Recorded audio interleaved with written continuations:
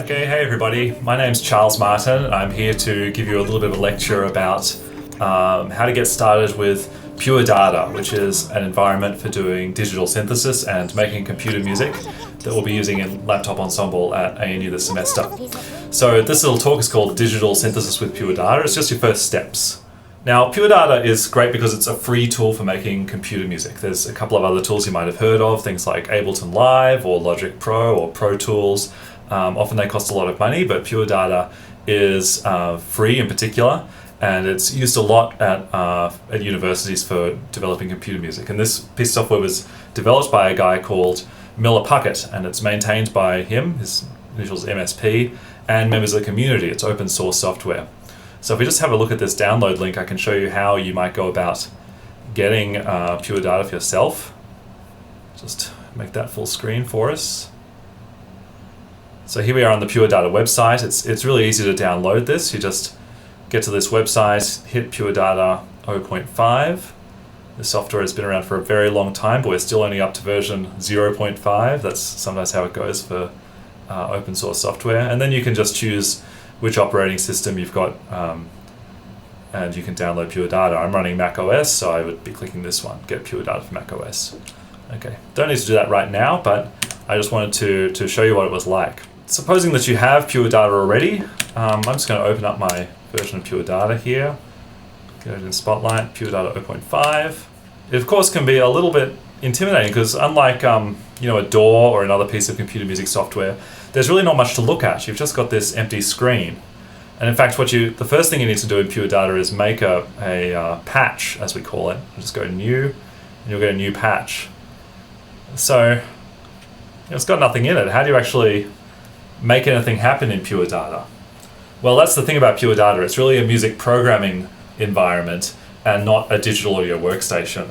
A digital audio workstation gives you a lot of tools straight up, the tools that it expects you want. Whereas in computer music software like Pure Data, you're expected to kind of build the tools that you need for your specific case. So it makes it a lot more flexible, but it's a little bit tricky to get started. So the way that you build things in Pure Data is out of objects. So you've got this list here. If I go in the Put menu, you can see I've got Put Object here. It's actually really small right now. I might just make this bigger for you. Okay, I'm putting an object. And the first object I want to make is this one, DAC. That stands for Digital Analog Converter. And we use this object to get sound out of the computer. So the sound already in the computer being processed, I want it to come out the speaker. I'm going to need my DAC. So I've got DAC here, and it's got two little inputs. See these little black squares here? There's an input. This one's for the left channel, if we've got a typical stereo arrangement on our computer. This one's for the right channel. So the first thing I might like to do is actually just to send some kind of signal out there.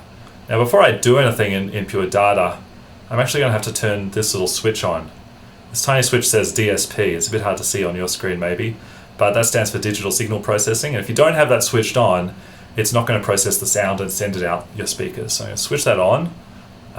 If you're starting for the first time, you might have to make sure that you've got the right output. You might have to go into audio settings, but I can see output devices for me says Studio 26C. That's the audio interface I've got plugged into my computer. There's lots of other options. As you can see, I've got on my computer lots of things set up. I'll press OK. Excellent. So now I've got DAC, and DSP is, it's running now. So I'm actually not going to make another object box. I'm going to make a number box. Put number. You can see this says Command 3. So if you just hit Command 3 or hit Command 2 for message, you get those ones. I'm going to make a message box now. Okay.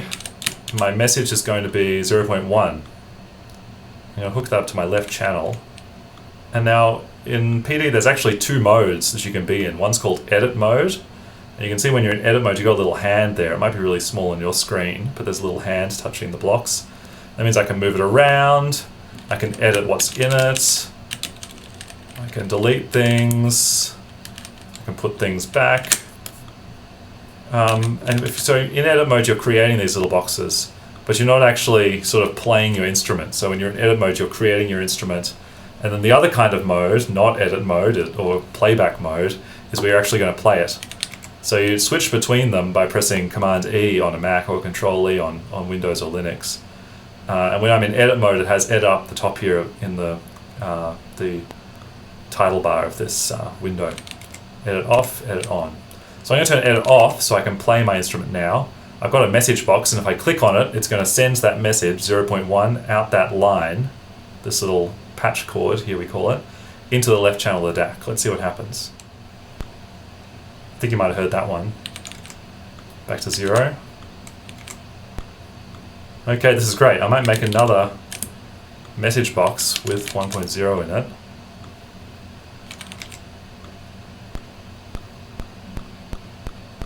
So we're actually making computer music. So now this is great. We've made our instrument. All you have to do is click on those two boxes really quickly, and you'll be making a rhythm. If you're playing it sort of at this tempo, you can make your bass drum. You want to play a tone, you'll have to hit it, several hundred times a second. Okay, well that's not what we're going to do. There's more to it than that, but this just shows you how simple computer music can be. Now what happens every time I press this number, I now got it coming up both channels, is that it's sending the voltage to my speaker all the way to maximum, pushing the speaker all the way out. And when I turn it off, all the speaker comes all the way back, and it's just hitting the speaker each time, making this little click sound. So now this is kind of how we're really going to make sounds in PD. We're actually going to use these kind of objects called with names, things like OSC. The way we're making sound is making little objects that are going to be creating some kind of changing signal, modifying it with other little objects, and then sending it out the DAC, the digital analog converter, or your speakers on your system. So let's just try this first example. Now I want to delete those two numbers. I'm going to make OSC 440. OSC is a sine oscillator, so it's going to make that kind of smooth, wavy sine tone, which has a very pure sound. Now if I send it directly to my speakers, it's going to be at maximum volume. So when things get sent to your DAC in PD, they're numbers heading out one of these oscillator objects, and they'll be between -1 and 1, and that will give you the full dynamic range of your speaker, or maximum volume. You might want to actually turn it down. Now the way we turn things down in PD, or in all computer music actually, is by multiplying our stream of sampled digital audio coming out. So if we've got numbers between -1 at the bottom and 1 at the top, and we want that waveform to actually be narrower, closer to 0, we're going to multiply it by a number that's less than 1. That'll make it quieter. If we want it to be louder, of course, we could multiply it by a number more than 1. So when it's at 1, it'll be at 1.5 if we multiply it by 1.5. So I don't want to get it louder, I want it to get softer, so I'm going to multiply it by something quite small. How about 0.1 to start with? So the signal comes out of the oops. I'll tell you about why this didn't work now. I want the signal to come out of here, go into this multiplies object. The star symbol means multiplies, and then go into the digital audio converter. Now I made a mistake here, that I didn't have, I didn't have a tilde there. So you can see OSC comes with a tilde after it, and that means that it's a kind of object which can deal with audio data, and the output is going to be audio data coming out. And there's a difference in pure data between audio rate things, audio data, and just regular data. Now when I hook this up, you should start hearing that. Can you hear it? It's maybe a bit quiet for you. That's okay, we can turn it up. Let's make this a bigger number.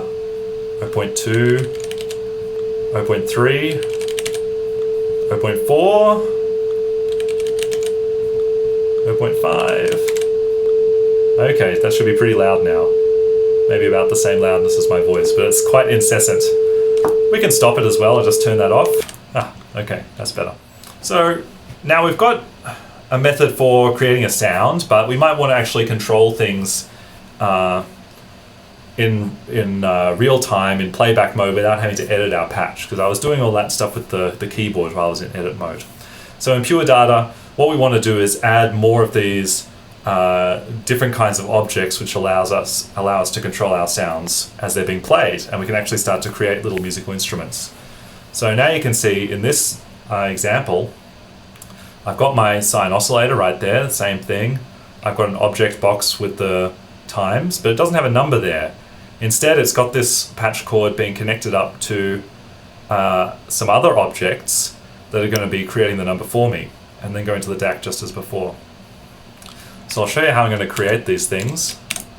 Let's do this example. I've got my times tilde, but it's not doing anything right now because it hasn't been fed a number. So if I did feed it a number, like 0.5,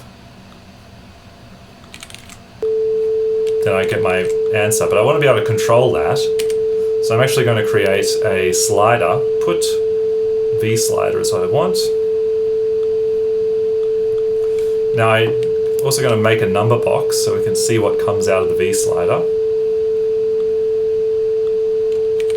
You can see this V slider, it's set up right now to go between 0 and 127. I don't really want that, so I can actually change its properties. Say lower range 0, upper range 1. Oh, this is great. Now it goes between 0 and 1. And now I can use it as my volume control. I can take the output of the number box. I could also just take the output of the V slider as well and hook it straight up there, but I won't do that. Oh, now I've got a nice volume control. Great. What about let's turn that down for a minute. What about a nice frequency control? You can choose whatever you want to do in your patch. This is your musical instrument that you're making, not to sound a bit like Bob Ross, but you really can choose to do whatever you want.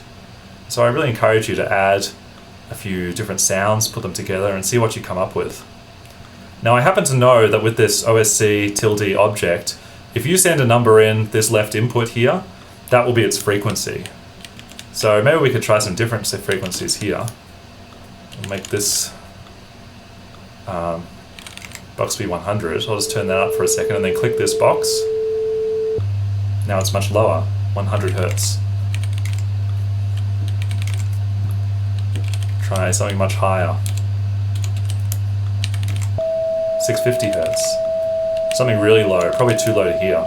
50 Hertz. Can you hear that? If you've got a subwoofer in your room, that should be shaking it. Okay, but I'd really like to be able to control this with another slider. Now my slider is sending numbers out between 0 and 127. I'm going to change it to be between 0 and 1. And I'm actually going to do a little bit of maths to then change that into the range I want. So maybe I want to have a range of 1000 Hertz between the top and the bottom. But I don't want the bottom to be 0. I'd like it to be a little bit higher than 0. If it's 0 Hertz, you really can't hear it. So maybe 50 or 35 Hertz is really the lowest you'll hear or sense through a subwoofer. So top will be 1035 and the bottom will be 35. So you can see a number coming out here. If 0 comes out of there, multiply it by 1000, still 0, add 35. That gives you 35. If you've got 1 coming out of there, multiplied by 1000 gives you 1000, plus 35 gives you 1035. So going back to play mode now I can play this like a little theremin or something.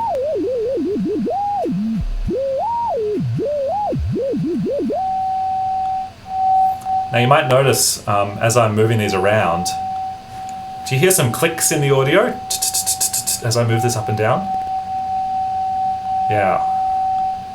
Now the reason for that is related to something I was telling you earlier about control rate signals and audio signals. So the control rate signals go much slower than audio signals. And actually if you control this audio object with a control rate signal, the changes will happen instantaneously and you'll get a bit of a click in the audio. So there's a way to deal with that in PD using things called lines or other objects that can smooth out control rate signals into audio rates, make it smooth though. Keep the same changes but smooth it out. But we'll talk about those a little bit later in the course. So for now, you'll just have to accept those clicks or you can do some research to figure out the right way to deal with it. I might just turn that down now. Now what else have I got to show you this time? Oh yeah. So far we've just been playing one sound. But perhaps you want to actually play two sounds together. Well, that's easy. We can just make all of this stuff again. And actually this will work. If we get 440, 660. Turn these up together. Now I've got two different sounds. But in fact, we don't need to have two DAC objects, and we don't need to have two multiplication objects. We can actually just keep our two OSCs and run them into the same volume control. This is like plugging two different sound sources into the same amplifier and having them controlled by one sound control. So they're being mixed together. The two patch cables are going to one input. That means that the two signals are just being mixed. You're just adding them together. And then we're using the volume control to change them together. So we've got 440 and 660. We get a rather pretty interval. If we get 440 and 880, we get octaves. That's very consonant. Oh, we don't have to be consonant. We can choose some more strange intervals, 440 and 534. Or we can perhaps get something really close, 440 and 442. Then we get things which are really going to start to beat in our ears a bit.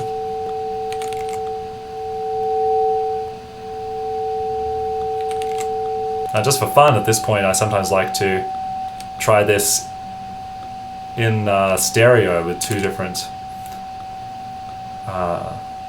sine oscillators. So I'm just going to make another one. Now they've both got an individual volume control. That's good because I want to send them independently to different sides. Oop, that one should be 440. Let's load that one again so we do get it to be at the right level. Okay, 440 and 440, beautiful. So now I'm going to make this one just a little bit higher. Ooh. Can you hear that beating? You should be able to, if you're wearing headphones, you should be able to hear that changing slowly, but it's changing in your mind. Wow.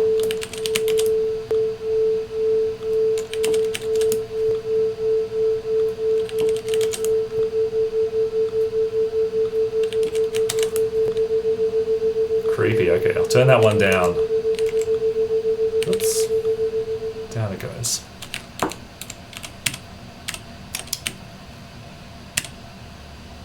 Okay, now what I'm going to do is talk now a little bit about what we've just been doing of creating sounds by adding them together. Now more broadly, this technique is called additive synthesis. So additive synthesis is where you synthesize new kinds of sounds, interesting sounds, by adding multiple sound sources together. So basically you do just what we were just doing, taking multiple oscillators, adding their results together.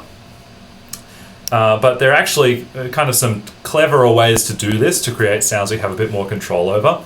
One thing you can do is change how the different sounds you've got are mixed. So here I've got 4 oscillators in this example, and they're all going into one mixer down here to get sums together. But before I do that, I change their balance so that these ones up the top are quieter, 0.2, 0.1, 0.5, than the lowest oscillator. And this means that we'll hear the lowest oscillator kind of more presently, and we'll give it more weight, and that will sort of perceive that as the main part of the tone. I've also got simultaneous control over all 4 frequencies of my oscillators with different multiplication signs. Now, I've got this example. You don't have to create it yourself. Great. Okay, here's my additive synth. Make it a bit bigger again. Can it get any bigger? No, that's as big as it gets. Okay, so now I can try all these together. Right now it's silent because, of course, my frequency is set to 0 for all of these oscillators. Might turn that up a bit.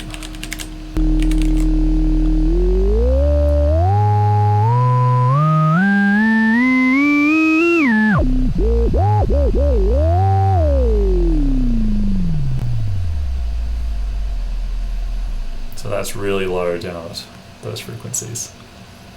So you can also start playing some notes with this object called M2F. I'll just let you think about that for a minute and then I'll tell you what M2F means and see what it does.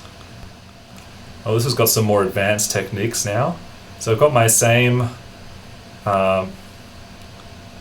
frequency modulating patch over here. Additive synthesis patch over here. And I've got my frequency here at the controls at the top.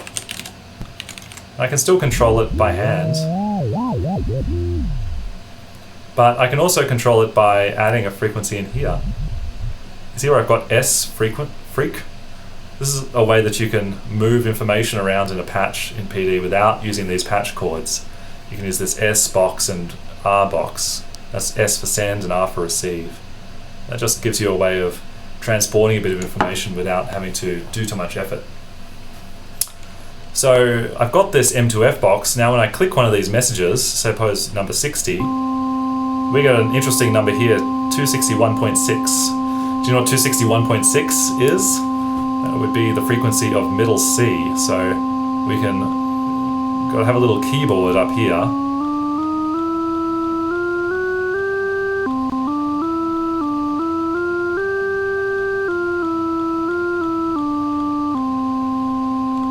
Great. So these notes, if you haven't guessed, 60, 61, 62, 63, these are the way that we call the different notes on the piano keyboard in MIDI format, so they're MIDI notation notes. 60 is middle C, 62 is the D up from that, 64 is E.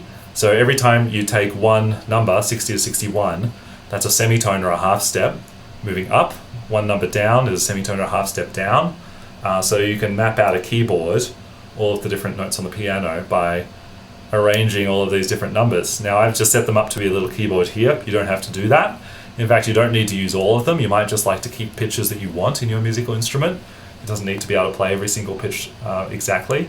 And M2F means MIDI to frequency. So if I send it a message that has a MIDI number in it, it will send out a frequency. So of course I could play little melodies just using the regular MIDI notes there, but maybe what if we send it some sort of detuned notes? Well, something like this. 61.9, 60.8.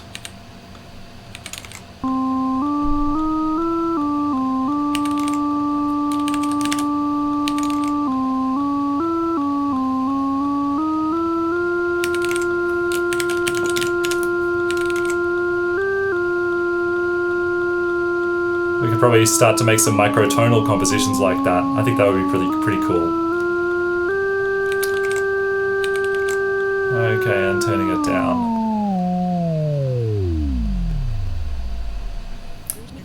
Okay, so that's been a little demo in how to create some sounds with PD. We've learned how to create some basic sounds with the DAC object and the sine tone oscillator, OSC. You've created some little volume controllers with the multiplication sign and learned how to control frequency and create a little additive synthesizer. So this is a great time for you to go and try out making your own little musical instrument and try creating a little performance with it. So see you next time.